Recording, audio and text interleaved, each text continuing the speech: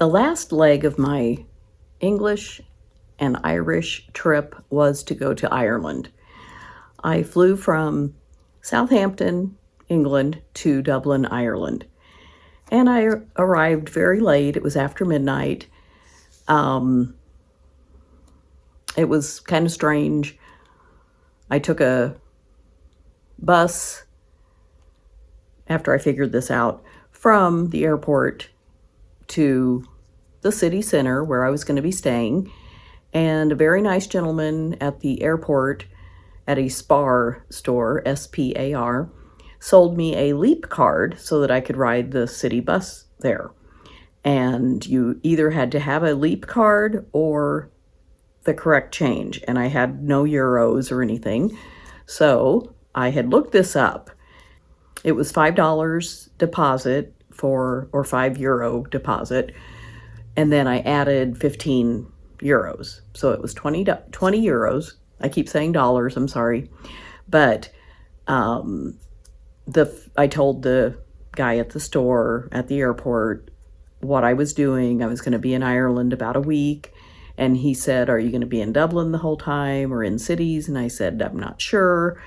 But he said, if you put on 15 euro, that should get you around in the cities, because it would work anywhere on city buses, basically, I believe is what he said.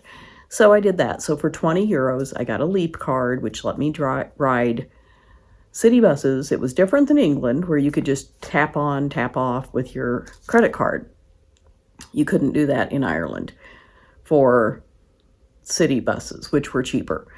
So I did that. He told me where to catch the bus, and I did. And it dropped me maybe 6 blocks from the hotel. And I just, used my Google Maps and found the hotel and asked a few people along the way to make sure I was going in the right direction. And I got there, checked in, very uneventful. And the next day, I took a train from Dublin to Galway. I had decided I would go somewhere everybody had said, and what I read was to get out of Dublin. You don't need to spend all your time in Dublin, which sounded fine to me because I'm not a big city person. I like seeing a few sights, but I'd rather be in a smaller town or the countryside. So I went to Galway, and I took a train, and unfortunately, I sat next to either 6 or 8 very loud young men who were either drinking or just having a good time. It was a Friday afternoon, which in hindsight, I shouldn't have gone to Galway over a weekend. It was party time, and that's not my thing. So it was very disappointing to me. I should have chosen a different town, a smaller town. Galway wasn't huge, but it was mostly partiers and mostly Americans. Everywhere I went, I heard American accents, and that was very disappointing. That's not what I had in mind. So I was a little underwhelmed at first with Ireland, but while in Galway, I walked around the downtown area, and it's small and easy to, maneuver. And it was very quaint and lots of small shops, and I did some shopping, got some souvenirs. The second day, I rode the hop-on, hop-off bus, and that was very interesting. We went around to maybe 10 different sites around town. It took about an hour, and I really enjoyed that. I didn't get off anywhere. I figured, it was good for 48 hours. So I decided I would just ride it the next day and get off somewhere on that route. I did that. So I went on the hop-on, hop-off bus again the next day, and I got off at the Salt Hill Village area, and that was very nice. And I'll show you a short clip here of the ocean.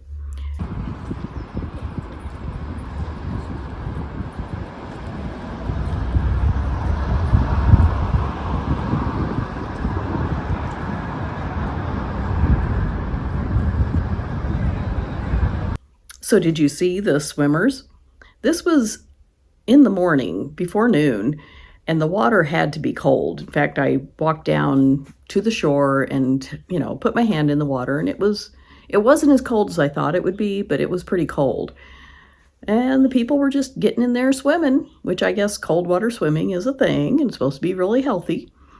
So that was kind of fun to see. I picked up some shells along the beach and I just love listening to the waves and the, surf coming in. So that was very relaxing. Then I went back and I waited for the bus, the hop-on, hop-off bus, and I just rode it the rest of the way around.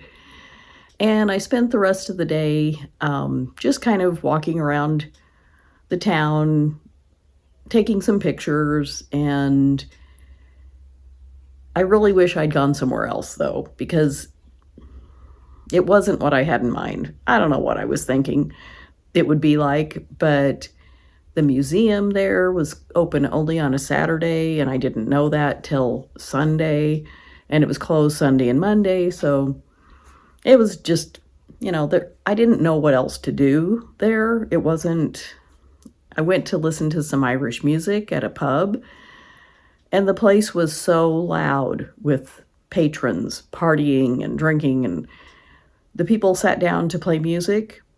You could hardly hear the music, and I was right there. It was very disappointing. Wasn't thrilled with my experience in Galway. It was nice in some ways, but it just is not what I imagined or had hoped it would be.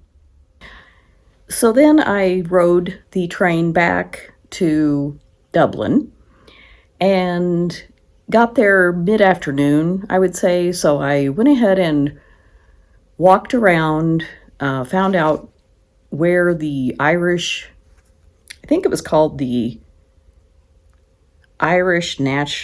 National Irish Museum, I'm not sure. And I got there about 4:00, and it was only open till 5.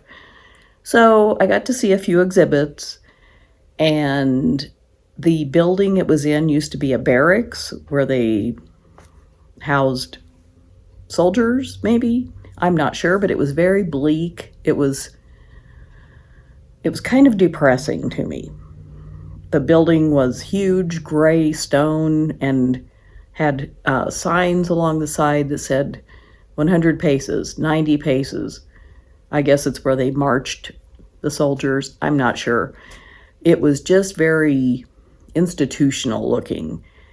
And the exhibits were very nice that I saw, but I didn't have a lot of time. So I left before 4 before 5, because everybody I talked to was kind of ready to leave, I think. They didn't want to answer a lot of questions. It was like, it's almost time to go, was the attitude I got. So I went, and I walked to the area where the Jameson distillery was and walked around there. I didn't do a tour or anything. Then I decided to just walk back to the hotel because I had taken a tram from the hotel to the Irish Museum and walked across a bridge that was just lovely. I'll put a little video here of that. I'm going to walk across the Halfpenny Bridge in Dublin.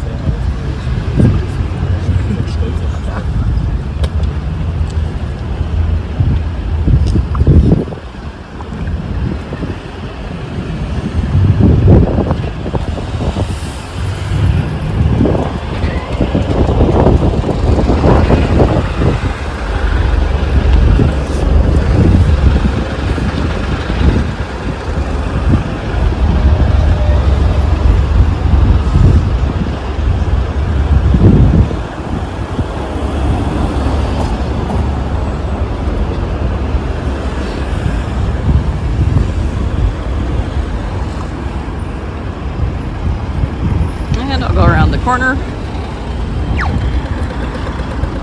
so you can see it from the side.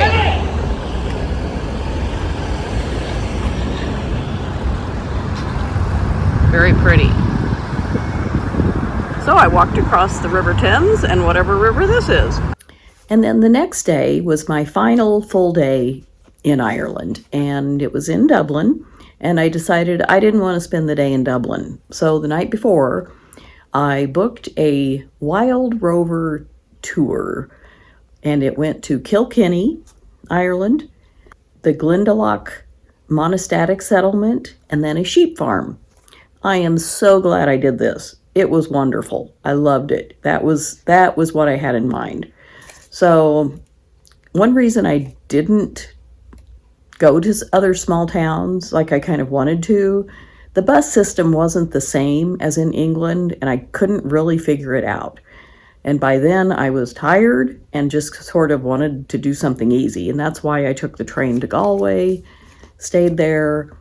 So I'm glad I took the tour. It was wonderful. And I'll show you some pictures here along the way. Kilkenny was a lovely town. It had a castle. I did not tour the castle, but I walked around. There was a church. I believe it was St. Mary's. Not sure. I went to some charity shops. I went in a little cafe, and I finally had a scone. Scone? I'm not sure. We call them scones. And it was delicious. It just looked like a big biscuit to me, like a biscuit you'd eat with dinner.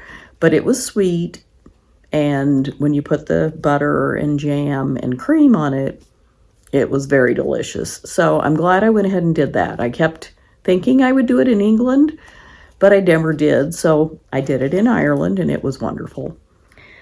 So that was the first leg, Kilkenny. Then we rode the bus. It was about an hour and a half from Dublin to Kilkenny. Then we spent 2 or 3 hours in Kilkenny, then rode the bus again another about an hour and a half, and we went to the Glendalough monastic settlement, which was beautiful. It was a very old area with ruins, some towers and some buildings, cemetery, a lake, and I'll show you a little video here of the lake. So we're in the Wicklow Mountains in County Wicklow, I believe. I'll correct this if I'm wrong, but this is the lower lake. There's an upper lake, and it's about another 15-minute walk. I'm not sure I'm going to do it because I've probably walked about over 3 miles today so far, and I just don't want to mess up my knee. So we're looking at some gorse. I think I mentioned these in Southampton. It's a thorny bush, and they use the yellow leaves to make a tea. And the tour guide said that people used to make tea because of the bright, sunny color of the leaves or the flowers, that it would take away melancholy. So I don't know about that, but there you go. So that was really nice. Then we got on the bus again, and we stopped at Wicklow Mountain Gap. And it was the top of a mountain. It was very cold and windy, and it was real crisp air. It felt wonderful. It was cold, but not damp. It was dry air, and it reminded me of Colorado, and it just felt invigorating. And we just all got off the bus and spent maybe 10 or 15 minutes there. And then we rode the bus back down to a sheep farm in the valley. That was the best part. It was great. This farmer he has his sheepdog. He had, I think, 5 sheepdogs, but he had 1 sheepdog work the sheep, where he would give commands and the dog would herd them into an area. And this is something that the dogs do all the time. It's a tourist thing that is part of this tour that we did. And at the very end, we got to hold a baby lamb.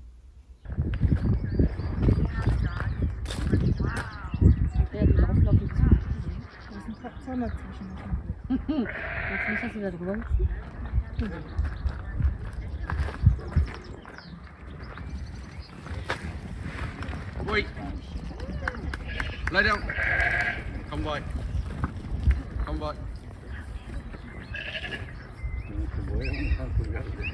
Lie down. Wait, wait, wait, wait, wait. This spot here, this spot, yeah, come back. Yeah, this spot. Yeah. After we held the baby lambs and everybody had their turn, we got back on the bus and rode back to Dublin. And we got there about 6:15, and I decided to just walk back to my hotel. And on the way, I stopped at a pub and had fish and chips one last time. I had them several times on my trip. And I also asked for the smallest glass of Guinness possible because I just wanted to taste it. I didn't need a full pint or whatever. And they gave me this short little glass, which I'll show you here. And it was delicious. It didn't taste like how I had remembered it when I had it here in the US. It was better. It was just, I don't know, maybe they didn't put preservatives in it there or something, but it was delicious. And it wasn't too much. It was just a small, like maybe 6 ounces, 4 or 6 ounces, I'd say. And so that was a lovely last meal. And then the next morning I got up, had breakfast at the hotel, and started flying home, basically. So that concluded my Irish trip. And I have to say, Ireland is beautiful, but it was just different than what I imagined. And I feel like I didn't make the best decisions necessarily for what I wanted to do. So I was a little disappointed, but I was really tired by this point. That was probably a big part of it. But I loved seeing Ireland. One reason I think Ireland was a little disappointing to me is I didn't talk to as many local people because I didn't ride buses as much. And sometimes on the bus in England, I would just strike up a conversation with someone or standing at the bus stop, asking a question or whatever. And so it was just different. And I was a little disappointed, but it was good. It was wonderful getting to see the country, and the countryside was gorgeous. I really wish I had gone to maybe Kilkenny or maybe Limerick or Tipperary, another smaller town rather than Galway, because Galway was full of partiers, and that is not my thing. It was just loud. Everywhere I went was loud, and that kind of stresses me out. So I don't know how I would have known that ahead of time. So it is what it is, and I had a lovely time in Ireland for the most part. And that's all for now. See you next time.